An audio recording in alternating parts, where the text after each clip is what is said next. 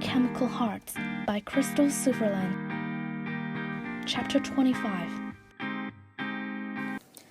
Sadie ignored my protest and flopped down onto my bed on top of my ribcage, whining me in the process.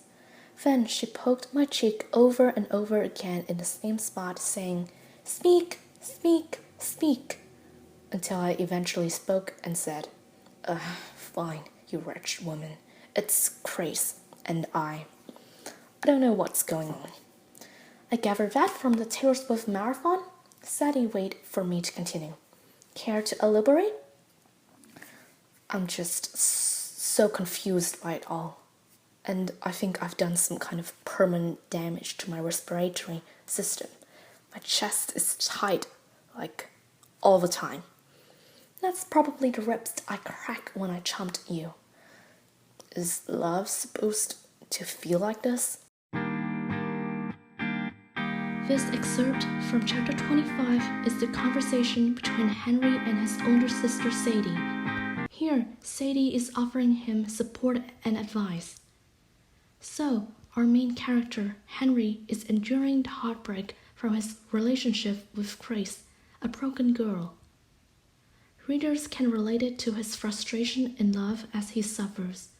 Ultimately, this experience helped him to begin to transition from adolescence into adulthood. No, it's not, kid. I don't know about the whole love lifts you up where we belong crap, but it isn't supposed to screw you up either. I know. I mean, look at Mom and Dad. Mom and Dad are fairy tale. They don't exist. You love Krys, though? Sadie took a deep breath. Yeah, I did. And I mean, sometimes I used to wake up in the morning and he would be lying there with his slack jaw rolling on the pillow, and I think, what the hell was I thinking when I procreated with him? He wasn't perfect. He wasn't even perfect for me. It was hard all the time, but I did love him, and it was worth it while it lasted. So you never thought he was your soulmate?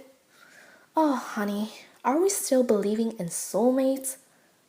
You don't believe in soulmates? How can you look at Mom and Dad and not believe that two people are made for each other? Jesus, they've really screwed your perspective on the world, haven't they? They thought being deceptive would protect you, but all it's done is spoon-feed you a fantasy. They're practically cult leaders. They've brainwashed you. What do you mean? Henry, sweethearts. Why are you being such a weirdo? Oh boy. Sadie closed her eye and bit her bottom lip. Before you were born, Mom left Dad for like 3 months, she said quickly, her eyes still jammed shut. I blinked a handful of time. Sadie opened her eyes slowly, one at a time. Mom made me promise not to tell you until you graduate college. They wanted you to have a stable childhood, but I cannot let you walk around for the next half decade looking for something that doesn't exist. I mean, why do you think I had my 12th birthday party in a trailer park playground? I never really closely studied the photographs of your 12th birthday party. I enjoy how Sutherland has bits of humor added into her writing every once in a while. It really keeps young reader to follow along to see what she got to say. Love is such a topic that young people can't take it seriously enough. By adding humor, she makes it more engaging and less like a lecture. They've poisoned you with this love is patient, love is kind bullshit since you were a kid. But love is scientific, man. I mean, it is really just the chemical reactions in the brain. Sometimes that reaction lasts a lifetime, repeating itself over and over again, and sometimes it doesn't. Sometimes it goes a supernova and then starts to fade. We're all just chemical hearts. Does that make love any less brilliant? I don't think so. That's why I don't get why people always says 50% of marriages end in divorce as a justification to not get married. Just because a love ends doesn't mean it wasn't real. Mom and Dad were fighting all the time. I know you've never seen them having so much as a disagreement, but they were really going for each other. Then one night, Mom woke me up and helped me pack a bags, and that was it. I didn't get to see my bedroom again until we moved back in 3 months later. Do you know why she left? Because she'd fallen out of love with him. The chemical reaction receded, that's why. That's all. Love is never perfect, Henry. Why'd they get back together? Mom found out she was pregnant. She came back because of me? I don't know. Maybe. Probably. They love each other unconditionally and they are their best friends. They are not in love anymore. They haven't been for a long time.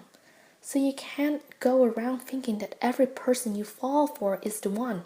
People don't have soulmates. People make their soulmates. At this point, readers learn something about Henry's personality. Henry believes in and chases after the idea of extraordinary love, like the love between his parents. He refers to his parents' love story several times in the conversation as the main inspiration for his notion of true love. But his relationship with Grace is far from ideal, so he becomes frustrated. Sadie reveals that the extraordinary love that he's after doesn't really exist the way he thinks. His entire perception of true love is false. The mom left their dad when Sadie was 12 years old and only came back 3 months later as their mom found out that she was pregnant. They have ups and downs as well. This realization is a significant step in Henry's character development. I know that. I do know that. It's just, I can't believe ever wanting to put that much effort into another human being again. So much time and energy, so much of myself. How do you start over again with someone new? How does a novelist start a new book when the last one finished? How does an injured athlete start training again from the beginning? God, why does anyone do this more than once? Fall in love? A nod? Sadie chuckled. Biologically speaking, for the continuation of human race, logically speaking, because the journey is beautiful in the beginning, and no one can see the bend in the train tracks until it's already too late to stop. And when you board the train... Really chugging along with this train metaphor, huh? Shh, it's too late to get off the tracks now. When you board the train, you hope that this will be the one that doesn't crash, even though it probably will be. It's worth getting on it anyway, just to find out. Why can't I stay at the station? You could, but then you would never get anywhere. Oh well, that's deep. I should have been a philosopher. I want her back, Sadie. I know you want her back, kid. And I know that people saying things like there are plenty of more fish in the sea is only going to make you hurt more. And I could tell you that all about the science of what your brain is going through right now, how it is processing a pain as intense as hitting a nerve in your tooth, but it can't find a source for that pain, so you're kind of feeling it everywhere. I could tell you that when you fall for someone, the bits of your brain that light up are the same as when you're hungry or thirsty. And I could tell you that when the person you love leaves you, you starve for them, you crave them, you have withdrawals from them, like an addict would from a drug. And I know this all sounds very poetic, or exaggerated, or dramatic, but it's not. Heartbreak is science, like love, so trust me when I say this. You are wounded right now, but you will heal. I don't know if I can accept that it was all a waste of time, though. That all this pain was for nothing. That what we had was never real. Sadie flicked my temple. Aren't you listening, doofus? Love doesn't need to last a lifetime for it to be real.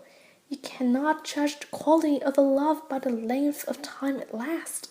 Everything dies, love included. Sometimes it dies with a person. Sometimes it dies on its own. The greatest love story ever told doesn't have to be about two people who spend their whole lives together.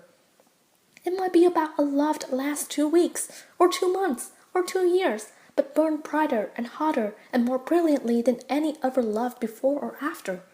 Don't mourn a failed love. There's no such thing. All love is equal in the brain. What really makes this book stand out to me is how the author speaks directly to her young readers about love. The character Henry Page represents the young generation.